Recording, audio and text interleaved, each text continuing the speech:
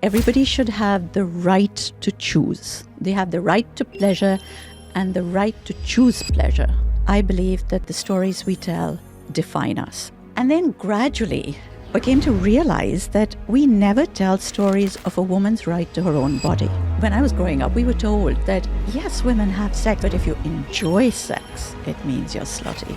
And this is not necessarily just an Indian narrative. No, not this at all. This is very much the European narrative as well. You know, that whole puritanical identity. We didn't grow up learning anything about the Kama Sutra. I had no idea what the book was about. As far as I was concerned, it's what the world thinks. It's a book about positions. When you start to study it, you realize just how much has been silenced when it comes to the narrative of women and women's pleasure. Hey everyone, and welcome back to another episode of Millennial Mind. Today, I'm recording a podcast with the one and only Seema Anand, who is so inspiring, so empowering, and shares so many incredible stories with us and busts so many myths that so many of us have around sex and pleasure. This is an uncomfortable conversation for me to have, but I think it's one that we really need to unpack, unlearn, and really try to see things in a different light. Wherever you're watching or listening to this podcast, I'd be so grateful if you could press the follow, like, and subscribe button. It would really mean the world to me. So strap in and get ready for this uncomfortable conversation. Please help me welcome my next guest. Seema. I feel like I should call you Seema Auntie. I don't know. I feel disrespectful saying that, but welcome to Millennial Mind. Thank you so much for having me, Shivani. And go ahead and call me whatever makes you comfortable. I don't have any issues with that. Well, thank you so much Happy for being to be here. your auntie. I love it. But I'm really happy that you're here because this is a topic that I think needs to be spoken more about. Not just in our Indian community, but generally in society, because I think so many of us shy away from female pleasure. I want to start from the beginning because last year you were named the top content creator for sexual health. And I want to know how you got there. Where did the journey begin? When did you first start talking about sexual health? When did you first start understanding about it all? So, okay, for me, it actually started a very long time ago with, as you probably know, I'm a storyteller. Yeah.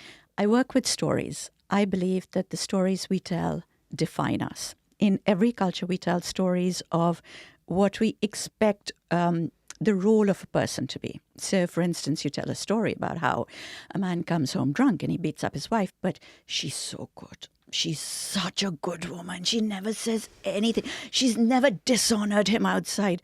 You've now created this role for the good woman, the one who doesn't say anything. The woman who opens her mouth and says, I'm going to slap you right back, is the bad person. Yes. And so for me, stories are extraordinarily important. They're the most powerful tool of influence. So I've always worked with stories. And then gradually, I came to realize that we never tell stories of a woman's right to her own body. Her body, her pleasure, is somebody else's property. And if you've heard stories from, let's say, the ancient Indian stories or from any other culture, they all seem to talk along these terms of how the woman belongs. She's property. She needs permission. And so I went off to look for what are the stories that we had silenced. We wrote the Kama Sutra. There must have been some stories where women had access to their own bodies. So I went off to look for that. And initially, because as with everybody, even today, we didn't grow up learning anything about the Kama Sutra. I had no idea what the book was about. As far as I was concerned, it's what the world thinks. It's a book about positions. And so I thought, okay, let me take a look at it, maybe do a paper, 5,000 words, move on. That was about 23 years ago.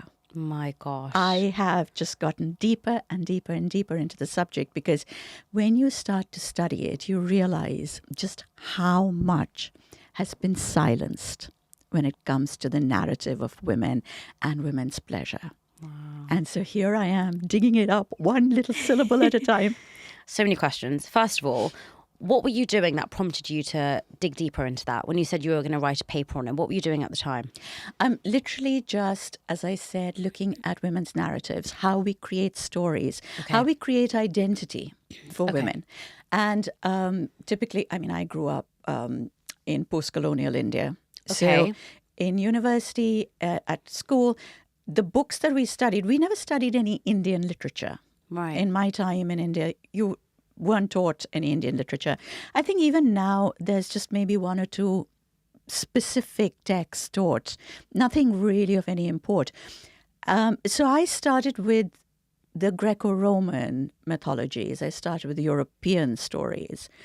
After I came to live in the UK, I started to study the Indian literatures because there's a lot more people here teaching it. Right. So at Oxford and so on, I got myself a couple of teachers. I started to study it. And that's when I realized that no matter what culture you go into, these stories were specifically missing. And I had got to that point, maybe even in my life, I'd got to that point where I'm wondering, it sort of glaringly stares at you that every time I read a story, why is this one particular thing missing?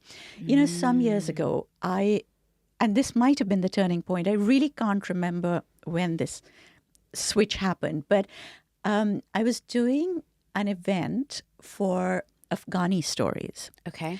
So there was a lot of work being put into Afghanistan. This is with all the issues around the Taliban, etc.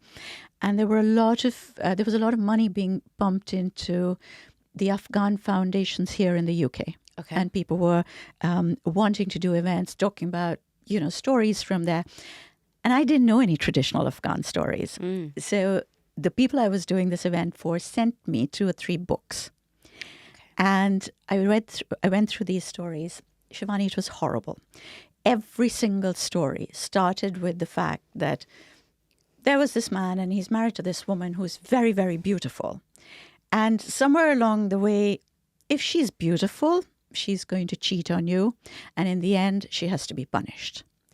And every story, by the end of it, I remember feeling so depressed. I remember actually needing to go and get help from the doctor because I was so distressed from 3 big, thick versions of these stories. My gosh. And I think at this point, I decided I can't take this anymore. I need to understand what it is that's been changed. Because at the time that I was growing up, this was definitely the narrative. Women have to behave a certain way. When I was growing up, we were told that, yes, women have sex, but the ones who enjoy it are the fast girls. That was the term for you when, you're like a slut. So, yes, you have to have sex in order to have children, but if you enjoy sex, it means you're slutty. So, we come from such a... And this is not necessarily just an Indian narrative. No, not this at all. This is very much the European narrative as well. That whole puritanical identity. Yes. And as a woman, you are worthwhile if you are chaste. For sure. And if you're chaste, you have power. Yes. I mean, we have plenty of stories from ancient India that talk about, the chaste woman with so much power. And then one day she looks at a man and she doesn't do anything. She just looks at him and her chastity is gone and her power is gone. I mean, it's just like... outrageous. Yeah, I'm sorry. I don't want to be chaste. I'm okay with not being chaste. And over time, you unpick this narrative. So I realized over a period of time, this is a far more recent discovery. Have you noticed how a woman, at least within the Indian cultural narrative, before you have your periods, you're like the goddess, you're Devi. Okay. Yeah, so you're worshipped. There are all these, the Navratri and the Kanjka, etc., which is where, this before you have your periods, you're pure. Okay. Once you're finished with your periods, you're once again pure. But that time when you have your periods, that time when a woman is at her most powerful, she's at her most productive, she's amazing, she's fabulous, she can do anything in the world, you're told this is the time that you are absolutely the worst because, you have periods. But are you the most productive? Are you the most fabulous? Me, I still am.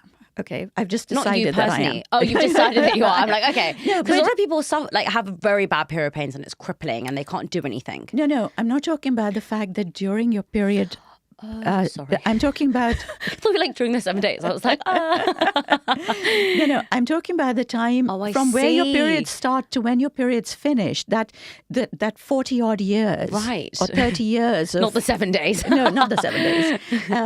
During that period of time, You're the most fabulous. we are fabulous. We are productive. We can do anything. Yes. But that's what we're told, that, oh, you have periods. This is the time that you're not worthy of worship. You're not good. Let's unpack that, because I actually, in my first podcast when I did with Mira Manic, I actually unpacked this, and I said I was so annoyed by this growing up that the first podcast I ever did for a Millennial Mind, I raised the fact that I think it's ridiculous that when you're on your period, you cannot go to the temple. Now, in the olden days, from what I understand, the reason why you weren't allowed to go to the temple, you weren't allowed in the kitchen, you weren't allowed to pray, was because we didn't have the correct sanitary tools to support us to do these things. That's why women weren't allowed to work. Now, in the current modern day, we have correct sanitation processes and we have the right tools to support us, so that for people like me, I don't get very bad period pain. If I'm okay, I can come to work. I can go to the temple if I want to. What are your thoughts on this? Because some people have very polarizing views that you're dirty and you shouldn't go. Yeah. So I think that this became, again, like I said, things shift very easily from a story that you're telling. You lose the point of the story and it becomes your narrative. And I grew up in a household where this wasn't a thing. Okay. My parents, nobody believed in this. I didn't know it was a thing till I was really grown up. And fortunately, my in-laws didn't have that issue either. So this never came into my life till much, much later. When I heard other people say, talk about how, I'm on my period, I won't be able to come to this puja. I was like, why not? Mm-hmm. And you should hear the reasons that people put forward. I mean, it's ridiculous. What are they? Everything from, I actually heard this one lady talk about how, well, you can't, because when you're on your period, your power is so intense that you become more powerful than God himself. Hence, you cannot go over there because you would change the energy of the temple. It's like, okay. What? Yeah. I mean, you haven't heard this woman. She was so popular in India about 4 years ago. It's just unbelievable. That is so funny. And for me, I think, I have a very dear friend who is professor of feminism at JNU in Delhi. Okay. And she's the most incredible female that I know. And she's, in her book, writes this very interesting little analogy on how, as time goes on, every narrative changes. Mm. Now, if you want the narrative to stay the same, you have to work very hard at keeping it like that. So she says it's like wearing nude makeup, where you put on lots and lots of makeup to look like you haven't done anything at all. Mm-hmm. It's like that. This is the machinery that works underground almost, It's like, because as you learn more, as you understand more, you are going to start thinking differently. So how do you control and contain people's thought processes? Yeah. There are lots of different ways. And I think, for me, the most important way is the story that we tell. The stories that you tell literally define you. And if you want to create change, the only way of creating change is by changing those stories. I love that. So if you keep the story same, nothing changes. You can make all the laws in the universe. Nothing will change till that story changes on the ground. Nothing will change till that story changes on the ground. So powerful. I mean, it's so interesting that you were saying, growing up, you had heard of the Kama Sutra. I heard about the Kama Sutra when I was researching for this podcast. Oh, really? I had known the word. I had no idea what it was. I don't know what it is. Is it? And when I was listening to you on another podcast, I heard you telling the story about how it's not just a book about positions and how it has 7 chapters and there's so many different things to it. But I was never told about it. I was never talked about. It was never talked about. And sex isn't something that is talked about in my family, It's just not a conversation that anybody has with you. And I think that that's the same for so many people within their own families, whether they're Indian or not. I don't think it's a open and comfortable topic. And I think there's so much right now, and to relate back to what you said in the beginning about women enjoying. There's a figure online, I'm not going to say his name, I'm sure you know who I'm talking about, who says that women who have a high body count are disgusting and that he would never, go near them to marry. And interestingly enough, there's this narrative, and some people root it back to historic artifacts and stories, that men are allowed to have multiple wives. People say Krishna had a lot of gopis in Hinduism. In Islam, I know people are allowed to marry 3 or 4 times. And a lot of people say that men are allowed to have multiple partners and mistresses, and women are not. And that is the reason why women should not have multiple partners before they get married. What are your thoughts? So the person who should remain nameless, I would love it if he became nameless for always. And also, I get this all the time from, so one of the popular phrases in India at the moment is no seal, no deal. And these are very, very obnoxious men saying, basically referring to the hymen as a seal. And if you don't have a seal, you don't have a deal. And I have a lot of women writing in and saying, how do we counter this? And frankly, my point is, do you want one of those people? Would you want to be with one of those people? Even if you are a virgin, would you want to be with one of those people? Never. Hence, you move on. There are normal people in this world as well.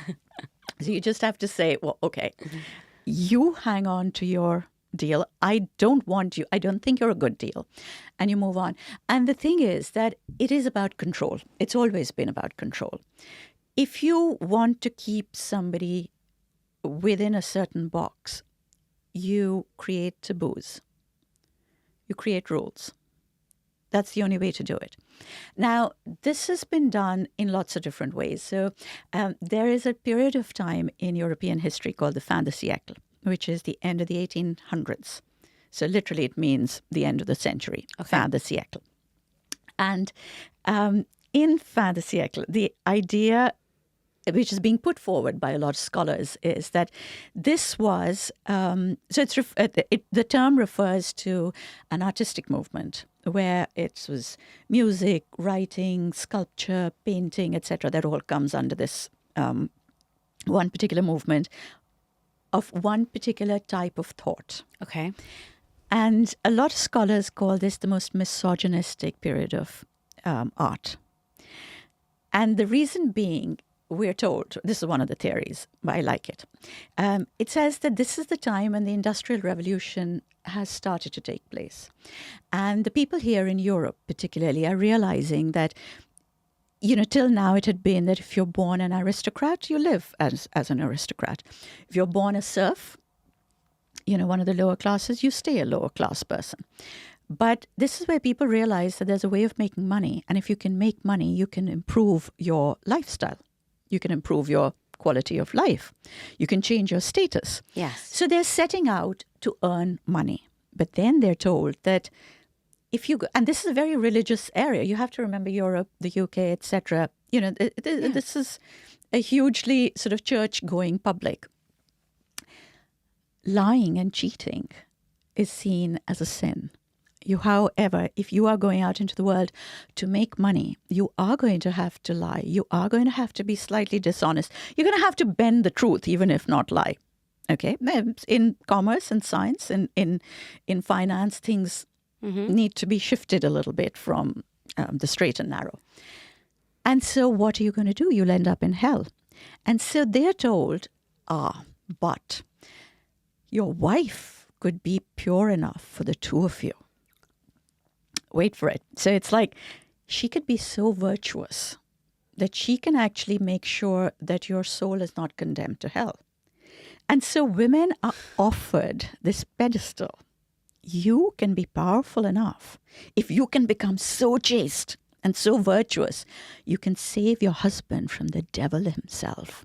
Wouldn't you want that kind of power? And, the women clambered over each other to get onto that pedestal. It was, you can either beat people into that submission, you can encourage them to make it aspirational, you can do whatever you want. But somehow, every time I look at history, this is all they're ever trying to do is trying to get women into this box because it's just easier to control them. and put women against each other, which is what we see in society, to chase over a man's attention. Absolutely. When do you ever see two men fighting with each other for a woman? Rarely it happens, I'm sure. Rarely. But yeah, you hear more stories on movies, and you hear more stories in literature about two women being because women fighting. had absolutely no other status. All they had was their home, and it was a case of fighting with each other to get command of that space. I mean, when men do that in the office space, they're wonderful. They're heroes. They're innovative. They're ambitious. Yay! And if a woman does that, of course, it's bad. But yeah, you're right. So women were pitted against each other. There were women trying to be, this whole idea of if you stay in the house and you are virtuous, of course, but if you also don't do any work, that was your way of showing that your husband was so wealthy. This is again at a time before your computers are there. You can't do a background check. If a man comes to you to a bank for a loan, how does the banker figure out how wealthy he is? Well, there's the wife who's never having to do anything at all. And so, all of these ideas, well, if you don't do anything, if you just sit around and look beautiful, you are wealthier than her because that means your husband is richer. Do you see what I mean? Yes. And that's changed a lot, I think, in our times, because I still see that with the older generation, by the way. It's so interesting. Yeah. I think my parents' generation and, the generation above them are very much like, I don't work. I'm very chill. Like, my life is great. And if someone in our generation said that, it's like you're labeled lazy and a loser because productivity is everything, And it's so interesting how that narrative changes. And I think it's also, I think maybe now it's also the fact that women do want their independence, thank heavens, obviously. And they have the ability to get it. I mean, for both, but men and women, by the way. Yeah. Yeah. But I was just going to say there are still plenty of other women who, if let's say a woman, a young lady says, I don't want to work, there are other women who will put her down, unfortunately. For sure.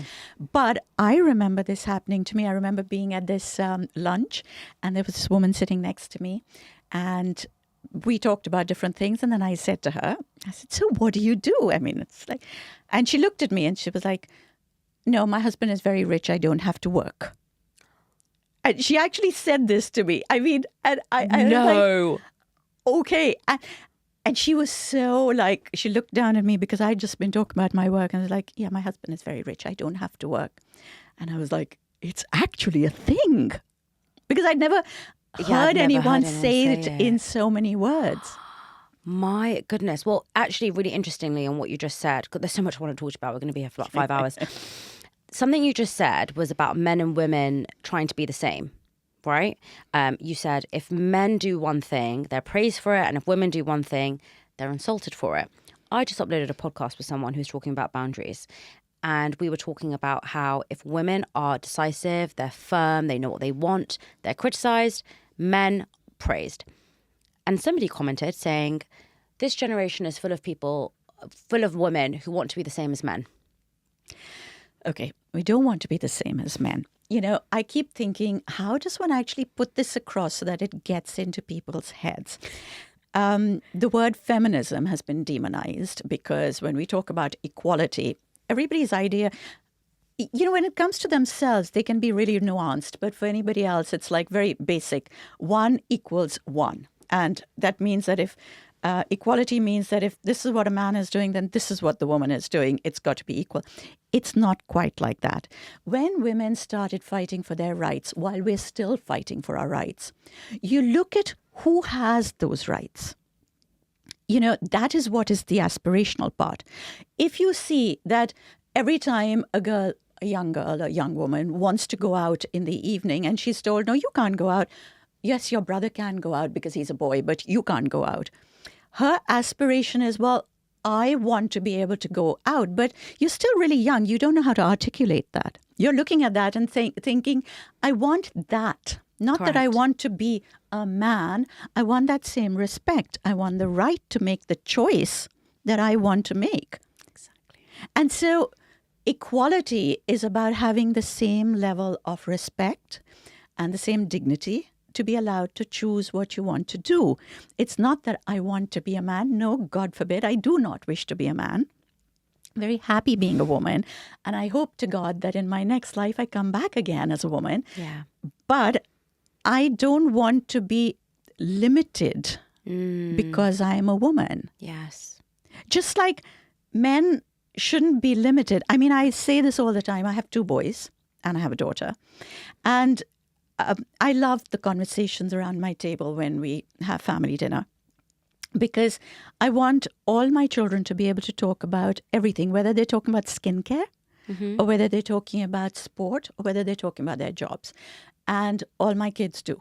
It's the same conversation, whether we're talking about periods or whether we're talking about, I don't know, something that impacts a man equally.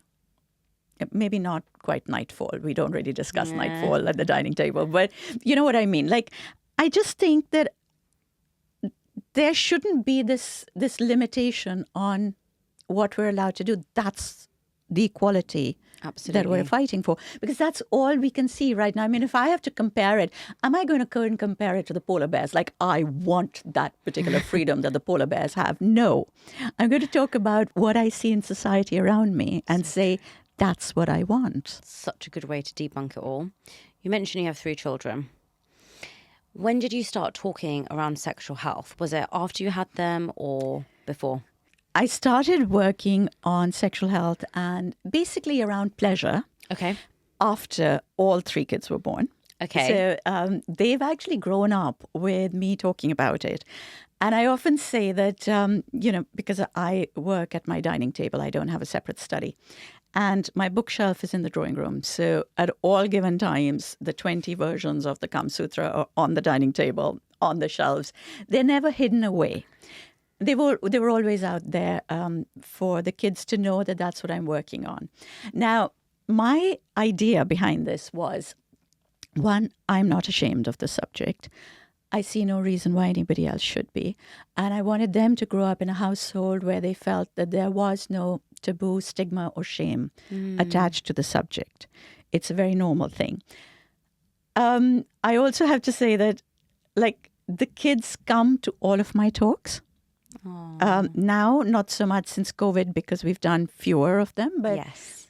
Whether it's a storytelling, whether it's a talk, whatever it is, the kids are always there, front and center. They're my biggest cheerleaders.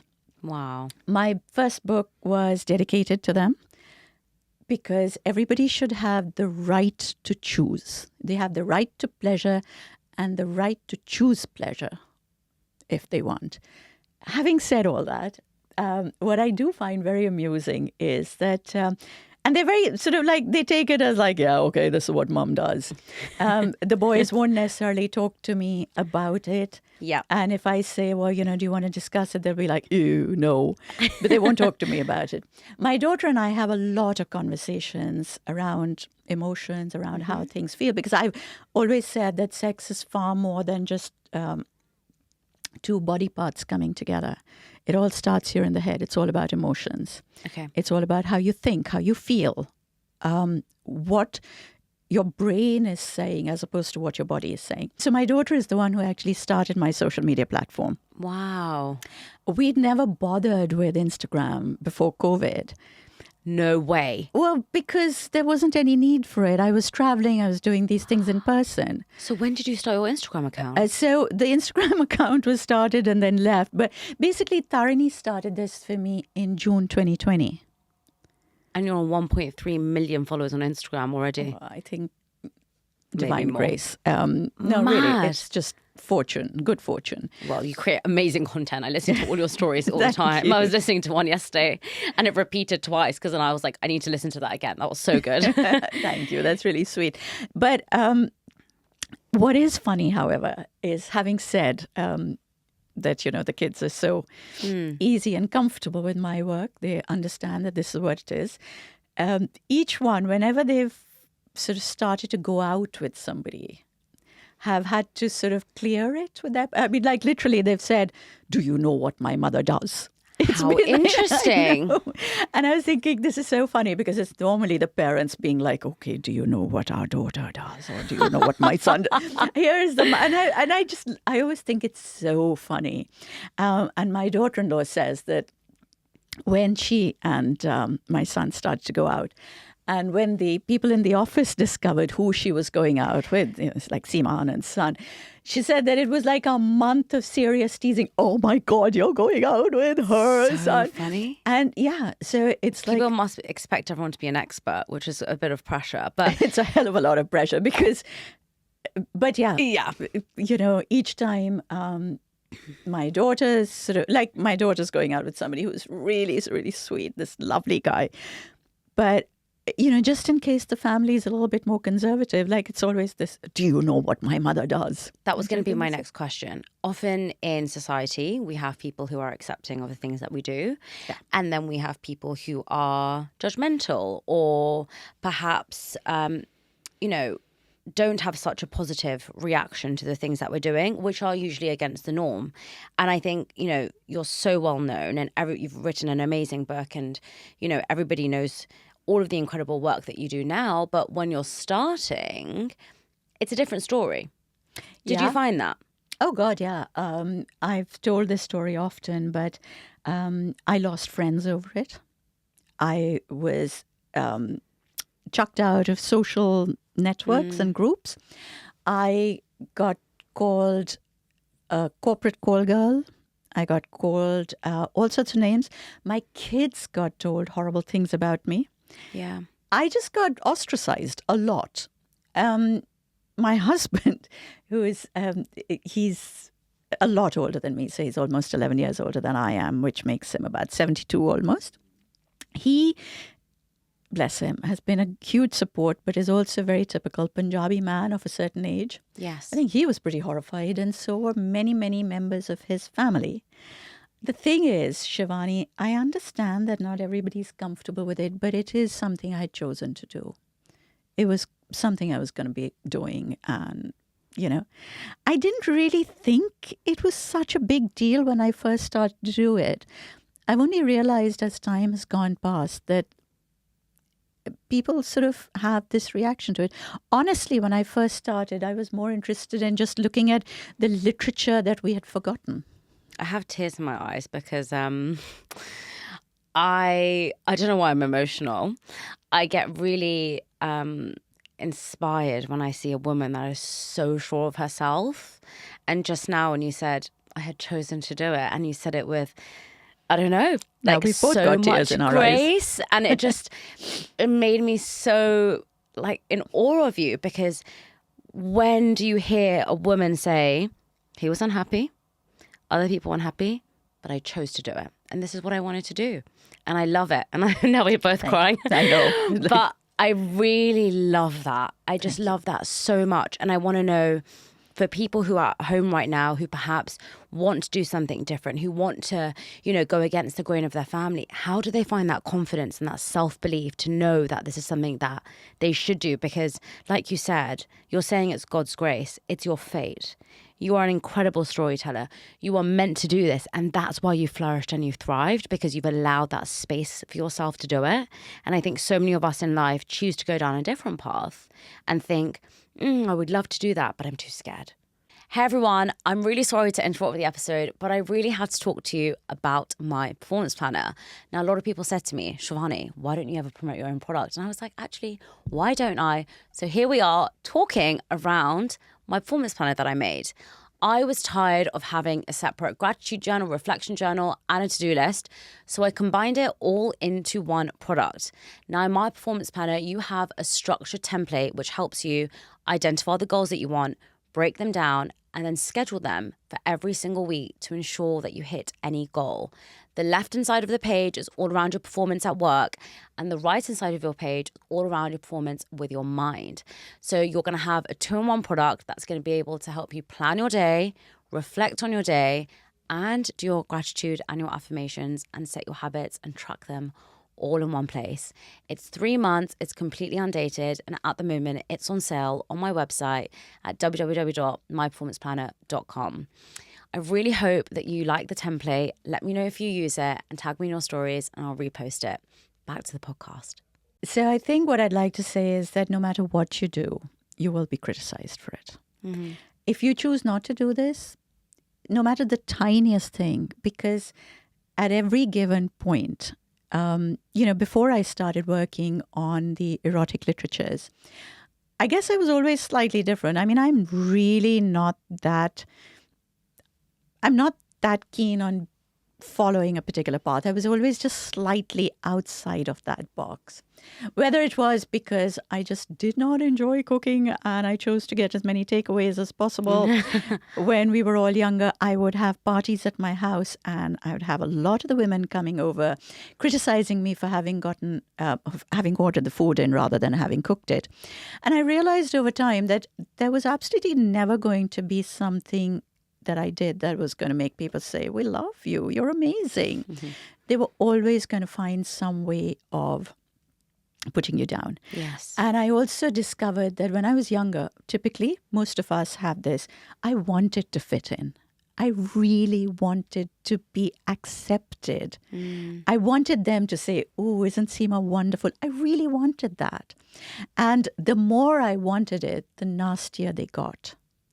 And I can still remember, it doesn't bother me anymore. For years it did. I can still remember the really nasty years, just being treated in a way that made you feel like shit. Yeah. They were doing it and they were succeeding. Mm-hmm. And I think everybody has some point at which they break. Unfortunately, my breaking point came earlier. Other people lived with that for a long time. So it was a case of saying, all right, I move on. I was very lucky. I had a handful, literally, I can count on my hand, 3 good friends who stood by me and supported me and said, yeah, that's fine. I'm your friend.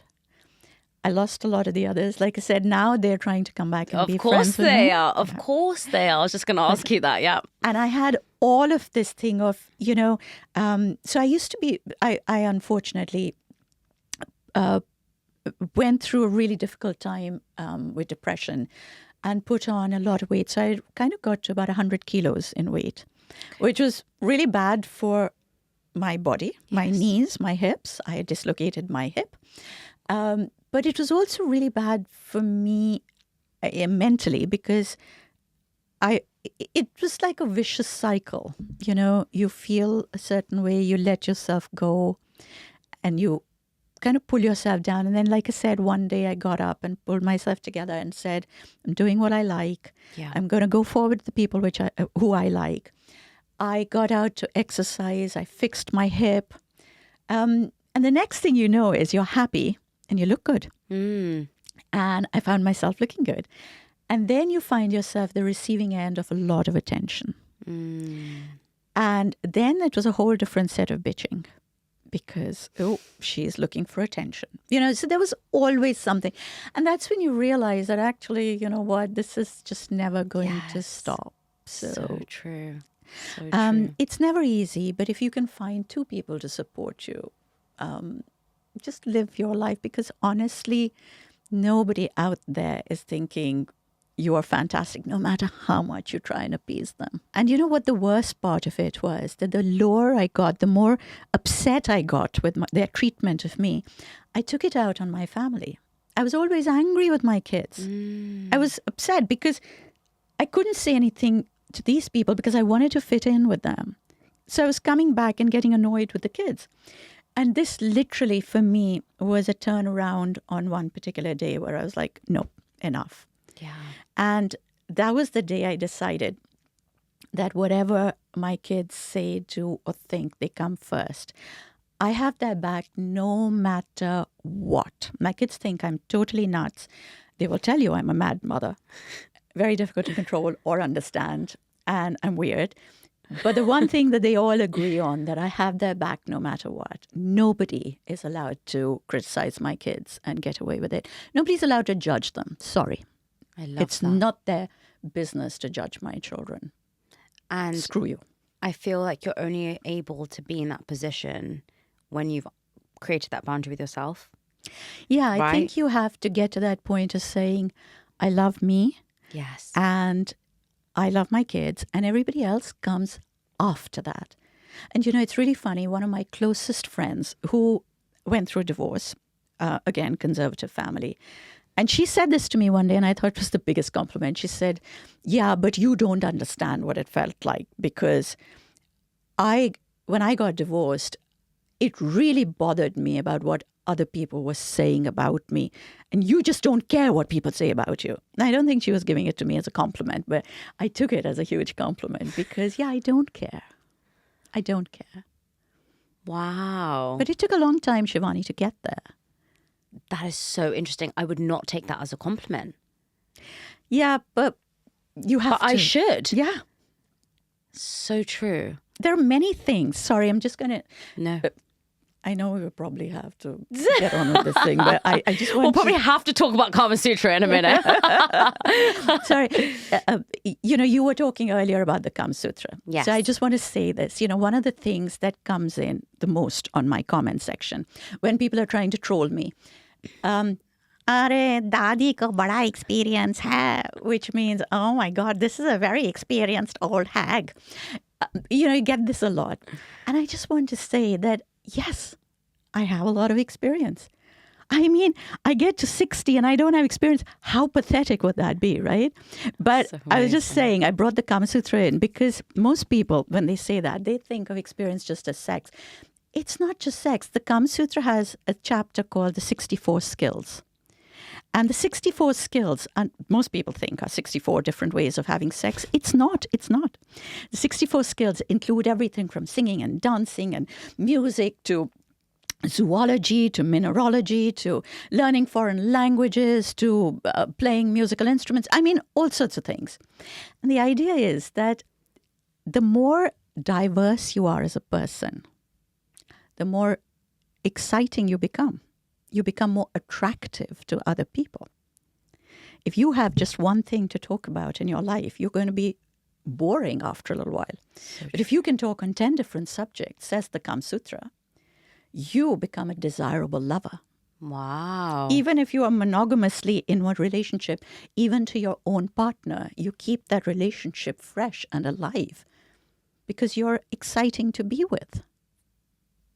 Okay, let's rewind. What is the Kama Sutra? We are in this midst of this now. We've got into the podcast. What is the Kama Sutra? So the Kama Sutra is a book that was written in about the 4th century. Okay. We don't have an exact date for it. We think it was written by a man called Vatsyayan, who was a sage. And he says in his introduction that he hasn't written anything new. He has literally taken material written in books about 1,000 years before, and he's copied and pasted the bits that he thinks are good, the bits that he likes. He writes this book for privileged, rich men because women at this point were not being taught how to read or write. So the book is written for men of wealth and status. The book is written in 7 sections, and it's a book about how to live your best life. So it's not a book on positions, not a book on pleasure, it's not a book on sex. It's on how to live as a wealthy person. Like socially, what should you be doing? So section 1 is on how to build your house, how to decorate your house, how many rooms there should be, how many bedrooms there should be. You should have a bedroom for your mistress and a bedroom at the back of the house for your wife. Yeah, let's talk about that. Sorry, I just want to pause you. So is it acceptable then to have a mistress? Well, this is at the time that this is written. I should also point out that this is a courtly society. Courtesans were de rigueur. I mean, everybody had somebody that they would have had. Plus, they talk about, Vatsyayan's Kama Sutra talks about the man and the woman. When it talks, it's a treatise. It's not a book about emotions. It's a book about literally a treatise on how you should be living. Got it. It says this is what the man must do, this is what the woman must do. By the time we get to the 13th century translations of the Kama Sutra, they're talking about husband and wife. So society has changed. But in the 4th century Kama Sutra, we're talking about the fact that, yes, a man would have had mistresses. He would have had maybe a mistress, maybe several. the first section tells you how many hours he would have had to spend on his toilets, his bathing, his massages, his perfuming, etc. So that's section 1. How many hours he should spend talking to his minor birds, etc. It's all listed out there. So that's section 1. Section 2 is on pleasure. It's the only section that I think is relevant today. Section 3 is on how to look for the perfect wife. Because again, here is a man who's going to be looking for the perfect wife. Yeah. I know people love quoting this section because there are some bits in there that you really don't like the sound of. Remind yourself, it's a book written 2,000 years ago. I mean, there are books today and people who shall remain nameless today who are politically so incorrect. You're going to get things from 2,000 years ago, which you won't like. Section 4 was on how to marry this woman. How to get her to fall in love with you, how to send her the messages in case there isn't a family involved, etc. Section 5 was how you should seduce another man's wife, which is a political conversation, apparently, because it says that this is, if you are important or if somebody's husband is important, other men will want to seduce her to try and get to the husband's power. Okay. He does finish the section by saying, this is how other men can try and seduce your wife, so be careful of that. No, but basically it's about politics. Section 6 is on courtesans. This is also a time when sex work was legal. It was legalized by Chanakya. There was a ministry for it. There were rules for it. And we're told that the courtesans said, we don't understand most of these rules. Can you make a little chapter on what we're supposed to follow? So there is that. Okay. It's a great social commentary because you understand what was happening at the time. And section 7 is on love potions and aphrodisiacs. It's a whole load of nonsense. It's totally the stupidest chapter, the stupidest thing you will ever come across. But hey, there you have it. So funny. And what are the key lessons from the Kama Sutra that are important that we can apply into our lives? Because there's lots of things that you've mentioned that are perhaps not so relevant and perhaps that we wouldn't like. And I guess, a lot of people's excuses now for men being allowed to, interact with so many women and women not being able to interact with so many men is because in the olden ages, this is what men were taught and we should stick to that because we as men should be able to do certain things and women should not. I just absolutely love how people pull out the bits that impact them the most randomly and at the point that it suits them. Correct. Yeah. So, yes, women should stay at home and look after their husbands and be absolutely wonderful wives. Yes, women should also earn and, provide towards the house expenses. It's just hilarious. It's a whole lot of nonsense. But the bit for me that was most interesting in section 2, like I said, that's the only relevant section for me, is the way that it approaches the idea of pleasure. And the first thing that strikes you is the vocabulary. It is so utterly beautiful. Really? It refers to the body. I mean, today you think of any part of the female anatomy and it is a cuss word. True. Yeah. This is a time when you're referring to the body in the most exquisite way possible. So the clitoris, which had disappeared from Europe for a very long time. The clitoris in the Kama Sutra is referred to as the Madan Chhatri, the umbrella of the love god. This is where it all begins. The vagina is known as the Chandan Mahal, the sandalwood palace. It is known as the swing of the love god. It's just utterly beautiful. But Shivani, so when I started to study the Kama Sutra, there were lots of things that came up. I mean, it talks about how women's pleasure is different to men's pleasure. It talks about how women's pleasure has to be thought of really, really carefully because that's what will take the intimate part of your relationship forward if the woman is fully pleasured. Because when the women aren't fully pleasured, they lose interest. It becomes boring for them, becomes a chore. They lose interest. You lose out too. So they're trying to encourage men to understand the woman's pleasure. I'll tell you where I really decided I had to spend more time with the Kama Sutra. It's when I discovered that women were taught how to have sex, how to perform certain positions by wearing different pieces of jewelry and how that jewelry moved on their body. Yes.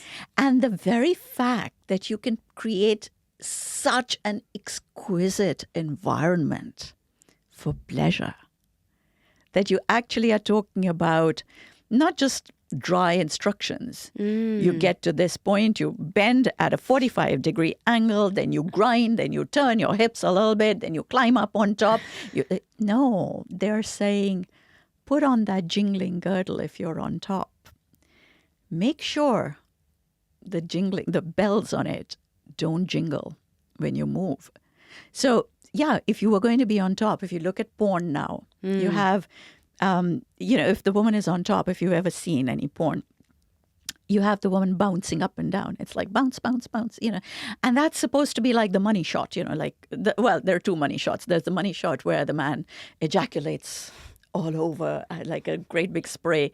And I always wondered, who exactly is getting pleasure out of that? But that's still the money shot in porn. Right. And the other is, if the woman is on top or in any position, how much bouncing they can show of her. Where her breasts are bouncing, she's bouncing, her head is bouncing everywhere. Now, if you're on top and you're bouncing away, you are going to miss every single exciting point inside the vagina. You're not going to connect with anything that gives you pleasure. And so the idea was that you put on this jingling girdle around your waist, and then you made sure that the bells didn't make a sound. Now, for that, you've got to do this slightly circular grinding motion. That's how you actually connect with your clitoris, with your G-spot, etc. Wow. And then, if you were on top, you wore these long earrings, which were supposed to swing in an arc against your cheek. And once you got the position of your head right so that you could get that swing, you got your pace. How interesting. And I think that is just so exciting to think, not only did they think it was a good thing, that yes, pleasure is important. Yes, it's good for society. It's good for a couple. It's good for a person. But that it was beautiful. I love that, because I think that as women, what you mentioned around the women being pleasured is the most important, has been lost in society. Totally. It's all about what the man wants and what the man should have, because otherwise he's going to leave you because he'll find someone else. Exactly. But actually, the statistic was in a podcast that I think Stephen did, married men cheat the most and single women are the most happy. Something like that. Yeah. I can't remember what it was exactly, but it was like single women are the happiest and married men cheat the most. So, in the introduction to the Kama Sutra, and the book has been written rewritten over the centuries many times. So in one of the rewrites, the introduction, we're told that Vatsen says, well, people are going to say that men have for the longest time had the ability to come to pleasure really quickly. Why should they now suddenly start spending so much time on pleasuring a woman? Why is it so important? Why would we do it? And he says, you've got to make it aspirational. So he says, well, if you can bring your woman fully to pleasure, your business will do better. And then he explains this whole thing. And he says, if you can bring your woman fully to pleasure, you'll become a better warrior. It's a skill set that's learned. Wow. And so on. So he actually makes it aspirational. I hope everyone's taking note. So interesting, honestly. I love that, but I also think that the key thing you mentioned there was about vocabulary and the empowerment. So how do we start having conversations where we're empowering women and women feel comfortable to bring these kind of things up? Because a lot of the time, even now, it's still a huge taboo to talk around sex and pleasure. So the thing is that a lot of us think and feel a certain way, but because we never talk about it, we don't know whether everybody's thinking like that. We generally think we're the only ones who are kind of noticing or thinking about it. My entire mission is to actually put this out there. So one, people know that they're not the only ones who are thinking about something like this, that it's a general concern or it's a general thought, but also to give people the vocabulary to talk about it, to articulate it. Sometimes it's actually an unarticulated thought. It's just there in your head and you haven't been able to bring it out because it's there in the back of your head, but you don't know it's there. Yeah. And I think it's just really, really important. And I think I think Pandit Nehru said, this is one of his speeches just before independence, so during the fight for independence. And he says to the women, he says, if you want your rights, you're going to have to fight for them. Because at no point has any oppressor ever said, here are your rights on a silver platter, take them. You want them, you will have to fight for your rights. Yeah. And I think that first, before we can even start fighting for our rights, we have to understand what it is that we're seeking, what it is that we want. Even just finding the words to say it out loud. And really, that's all I'm trying to do is I'm trying to break down these barriers between generations. So let's say between a mother and a daughter talking about something by providing vocabulary that is not intimidating, that's not scary. But just to say, a lot of times I find, especially within the Western content creators, the vocabulary, because they're trying to reach an audience that is younger. And there is certain words being used for certain things. I find that people of my age get really intimidated with those words. They don't want to be discussing sex toys in a particular way. They don't want to be discussing certain types of sexual experiences or activities. But something as basic as, I don't feel right when I do this. That should be the first conversation that they could have with their mom, just to be able to say, this doesn't feel right. But how do we move away from anything sexual being dirty? Because pleasure often is considered to be dirty and embarrassing. Why is it that we think that? How do we move away from that? Because I think that I don't think a lot of people who are my family or friends will click on this podcast because they'll be like, oh my God, disgusting. I don't want to hear Shivani talking about it. Gross. Don't want to know anything. And I haven't even mentioned anything about my life. I think literally, like I said, baby steps, very, very tiny things being put forward where they are not intimidated, where it isn't scary to hear it. I think also it's going to be a long journey. I think that the younger generation, not just the younger generation, even people of my age, it's all going to begin over here. It's when you open up that channel, that little blockage that we've put in our head. Pleasure is actually a function of the brain. Sex is a function of the body. Pleasure is intelligence. You've got to have the intelligence to understand what kind of pleasure you're feeling and then deliberately go towards it, right? Wow. There is some automatic pleasure that you get, but it has to start from here. The brain has to then send, when it's got excited and all the nerve endings are sort of tingling and pinging out there, it sends messages. We know that no matter what else you do, your brain is sending messages to the rest of your body. We know that for everything else. We just kind of block this out when it comes to pleasure. So how do we start to unravel that and unpack that? How would somebody at home right now who's struggling to have a conversation around sexual health bring it up with their parents? And why have we also said mum and not dad? So it's funny, isn't it? I actually said this to my intern. So we were writing something. So she was helping me to collate some material. And I came up with this question where this young girl had said to me, my dad is cheating on my mom. So there are 3 siblings, all very young, I think the oldest being 22. And she said, my dad is cheating on my mom, and I don't know how to deal with this because I don't know whether to tell my mom that's really going to destroy her or whether to not tell her. The whole conversation was mom. And I suddenly realized that we put all the onus on the mom because we just think that this is the person who's going to be slightly more open to an emotional conversation. Stereotypes. And my intern said to me, so I said to her, where would you go first if your parents were in this situation? And she said, I would go to my mom. And I said, why? And she said, because I'm closer to my mom.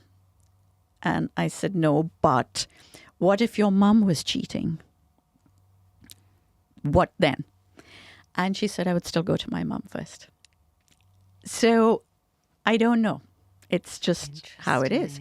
Is it because the fathers haven't stepped forward to create that connection with their kids? I don't know. But I'm just talking about how we all have conversations and who ends up talking to whom. And I'm not saying that there aren't fathers out there who are totally open and accepting of what their kids want. And I'm not saying that there aren't mothers out there who are totally closed. I'm talking about in general terms. Yes. So, yeah, I am talking about.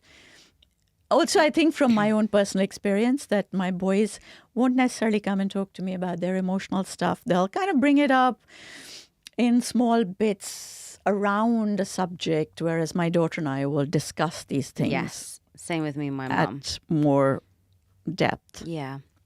But how do we even start that conversation? I think you literally start by talking about your very first fear. I think that parents should talk about, parents and kids should, the first conversation that they should have on sex ed of any kind should be about your emotions and your emotions of rejection. Everybody has this thing about when you're growing up, you get a crush on somebody else. Yeah. The moment you go to your parents, so they find out that you have a crush, there's this meltdown. Oh, how could you? Anyway, the thing is, parents need to understand that that's a natural thing. Saying to them, you're not allowed to have a crush is not going to make any difference. That's going to happen. But more importantly, to say that, okay, it's very likely that you like this person. They're not going to like you back. Because we all face rejection. True. Okay? It is. It's just the way it is that more than likely you're going to like them. They probably like somebody else. That person probably likes somebody else. And even if they do like you, you're young enough to not be able to understand how to articulate it back. Just be able to cuddle your child and say, okay, I understand this. Because the moment you understand it, you can then start to put your rules and boundaries to your child. If you've shut them off, you're not going to be able to tell them what is the right way to behave. So true. Somebody recently came to me. I was doing a talk in Bombay. And this lady said to me, my son is 7 years old and he likes bottoms. And she says, he's constantly touching my bottom and saying, I love your bottom. I love bottoms. And she said, what should I do? Now, she was expecting me to say, well, you're not supposed to shame him. So she was ready for that answer. And so I started by saying, now, I know that you're not supposed to shame him and you shouldn't. And she said, yeah, we don't. I said, however, you have to teach him about consent. Yes. Because even though you're not shaming him, you can't also say, yes, that's fine. You can touch bottom. bottoms. Yeah. That is really, really important. And the lady wasn't really expecting to hear that because, as a young parent, you don't think there's no precedence. Yes. Who said it before you that well, okay, this is what you do in this situation? It's really tough for young parents today. Well, the narrative has changed. At first it was don't talk about it. Now it's don't shame your child on anything that they're doing. And so there's one extreme to the other. So what do you do? So that's actually an amazing answer you gave because she probably wasn't expecting you to say that at all. She wasn't. And she was kind of stunned. And I was like, that is really, really important. And this is why I say, don't put the barriers up. Talk to your child when they come and talk to you because every family has their own rules or expectations. If you can talk to them, you can tell them what is the right way to behave according to what you think is right. Yes. If you won't talk to them about it, you cannot put that across. And saying, don't do it, is not gonna work. Oh my gosh, we could talk for hours. There's so much that I need to unpack with you in terms of the conversations that we tell and the stories that we tell. But I think the best thing I've learned today is the stories that we tell ourselves will shape our reality every single day. And it's up to us to change that narrative and that story. And I think something around sexual health is such a difficult one to do, but we can unravel it. Right. We can unravel it. The stories that we tell will define us. The words that we use will define our actions. Yes, I love that. Well, thank you so much. Honestly, we have to do a part 2 one day because there's Absolutely. so much knowledge that you have that I need to unpack. But thank you so much for coming on. Thank you for having me.